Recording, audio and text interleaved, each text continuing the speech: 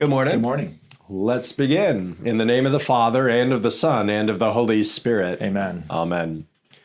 O God, you make the minds of your faithful to be of one will. Grant that we may love what you have commanded and desire what you promise, that among the many changes of this world our hearts may be fixed where true joys are found. Through Jesus Christ, your Son, our Lord, who lives and reigns with you in the Holy Spirit, one God, now and forever.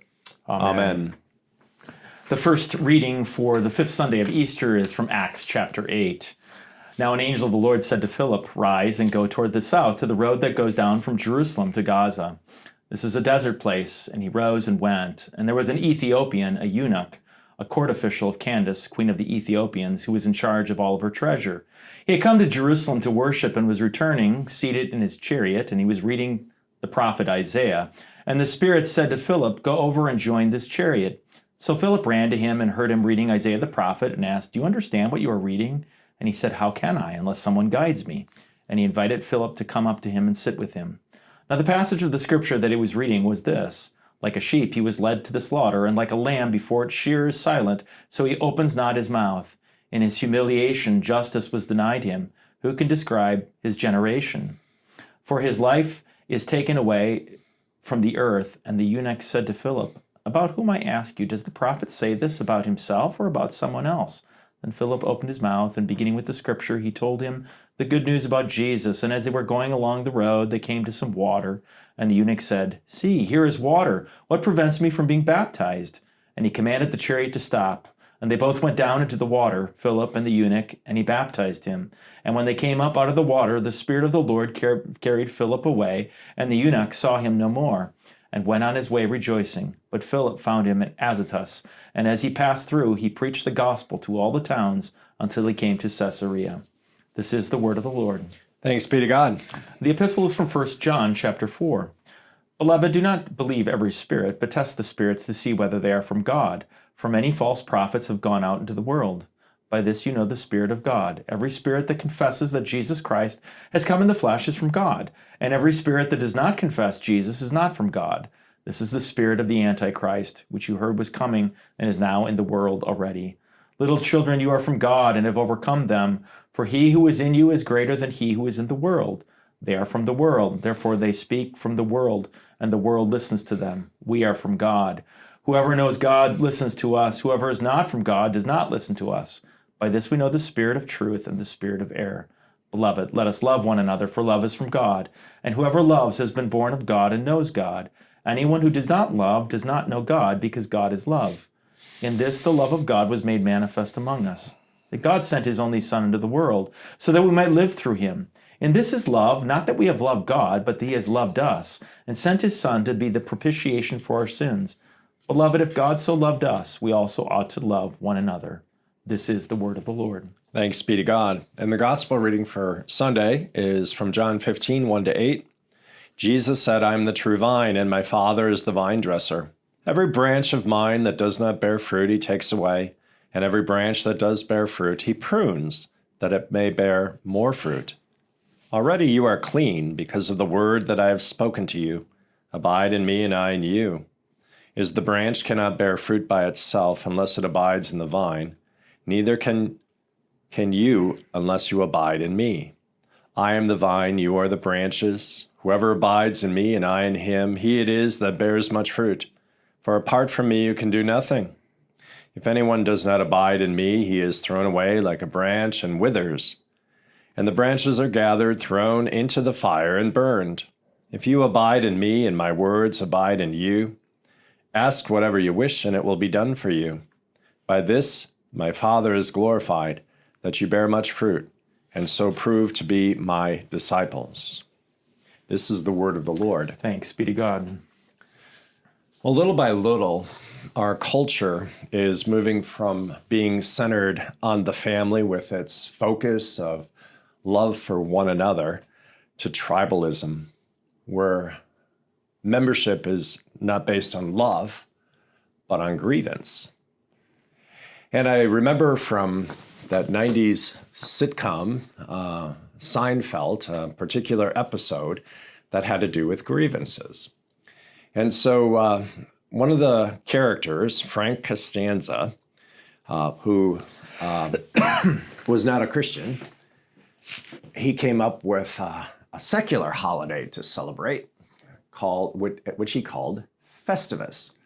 Festivus for the rest of us. At the Festivus dinner, you gather your family around and tell them all the ways they have disappointed you over the past year. And is there a tree? No, instead there's a pole. Requires no decoration. I find tinsel distracting. So you wouldn't gather around the Christmas tree and give gifts to one another due to the love of God and Jesus Christ. You would gather around an aluminum pole and air your grievances. The airing of grievances, and then you'd wrestle, you'd fight. With our culture, it's getting to a point where the airing of grievances in that humorous example, it's not so funny anymore. And it's not so funny anymore because it seems that's all we're doing. And there's a different spirit out there, not the spirit of Christ. And notice how John in his epistle talks about the Holy Spirit, how he speaks of Christ and his gifts. He's alive and well. He's risen from the dead. We receive his gifts from the tree of life, not from an inanimate pole, right? And think about that, how much we are focused on something inanimate today. And you might laugh at an aluminum pole, that's just funny. But the internet is actually an inanimate machine, if you will. And it brings in views of all people from everywhere. But the focus of that is a different spirit. It's on yourself. And so the server of that inanimate internet, what it does is it gives you what you want. And then it puts you together with other people who have the similar wants. So then you are serving yourself. And what happens then is when you see others who have different ideas or different beliefs, you have to fight them. You have grievances against them because they may contradict what you believe. So you can't allow that. And this is where we end up when the focus is on ourselves. We end up not with love, but with grievance.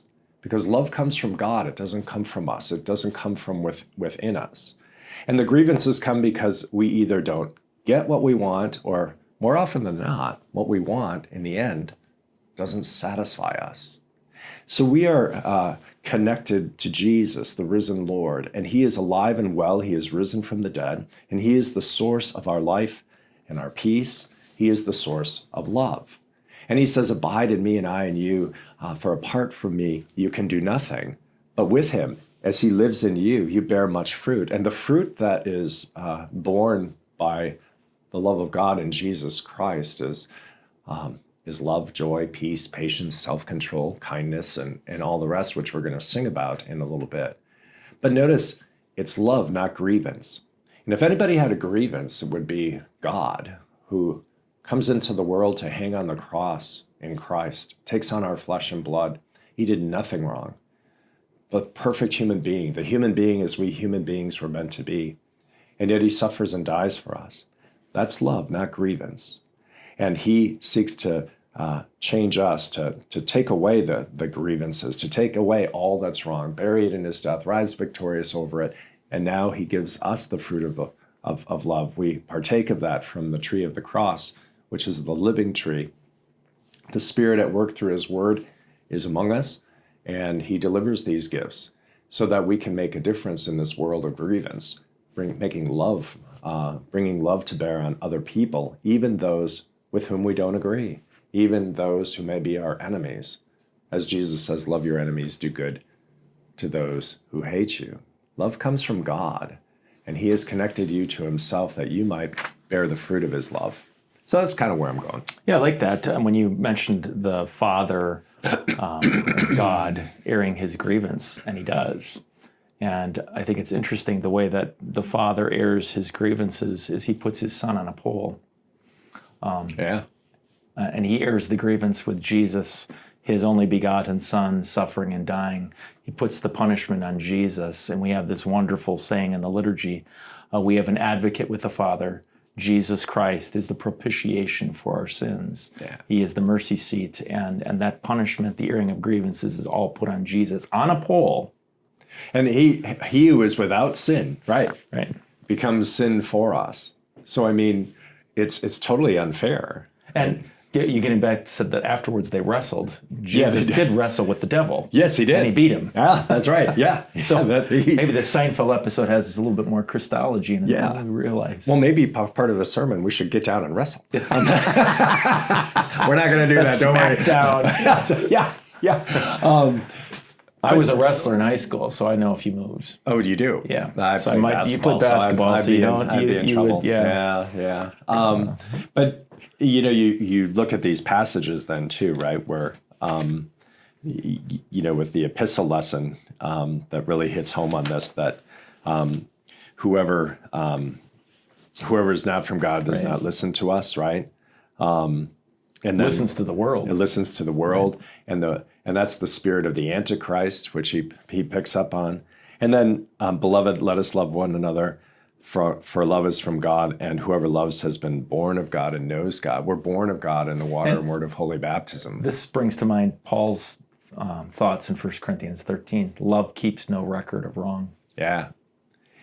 All right. Yeah. Because, and the grievance culture, it's going to find, and if you're going to look, and even, those of you who know me, if you're going to look for something that's wrong, you're going to find it, right? I mean, we can find things wrong in all of us because things are wrong. I looked at your high school yearbook.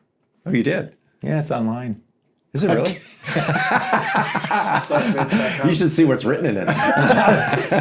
But and the grievance culture, look at, we point out people's, failings, right? And yet there's when you do that, there's always three fingers pointing back at us. But what we ought to be doing with regard to the failings is pointing to Jesus, because all of our failings he takes upon himself. And he gives us, if you will, the blessings of the Father, Son, and Holy Spirit that are coming back at us. So he forgives our sins. The Spirit, the water, and the blood. Yeah, that's exactly right. Yeah. There is so much here. This is exciting. Maybe even a wrestling match on Sunday.